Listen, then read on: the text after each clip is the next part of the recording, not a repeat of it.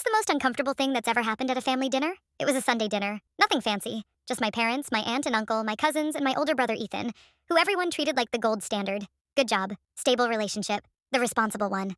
I was already bracing for the usual comparisons when my aunt laughed and asked, way too casually, "When are you two going to tell everyone?" The table went quiet. I blinked. Tell everyone what? She looked confused. Oh, about Ethan helping you with the rent? Since things have been hard.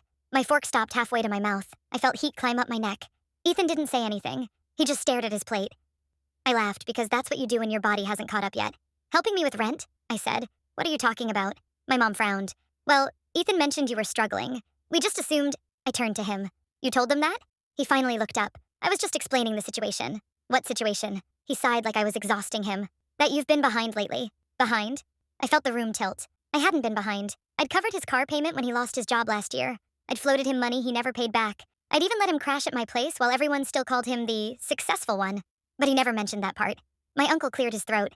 Hey, no shame in needing help, he said. That's what family's for. I nodded slowly. You're right, I said. So let's clear it up. Ethan's jaw tightened. I didn't ask him for rent money, I said. He asked me for help, multiple times. Dead silence. My mom's eyes flicked between us. What do you mean? I said, keeping my voice steady. He borrowed from me, and instead of paying it back, he told everyone I was the one struggling. Ethan shook his head. That's not fair. What part isn't fair? I asked. The part where I helped you, or the part where you used it to look generous? My cousin shifted in his seat. Someone dropped a fork. My aunt went quiet. She said softly, I didn't know that. Neither did anyone else. Ethan finally snapped. I was trying to protect your image. I laughed. Not nicely. By ruining it? The table felt heavy now. Like everyone suddenly realized they'd been watching the wrong story. My dad spoke up, slow and careful. So, Ethan, he said, is any of this true? Ethan didn't answer. That was the answer. Dinner ended early. People made excuses. Dishes stayed untouched. As we were leaving, my mom pulled me aside.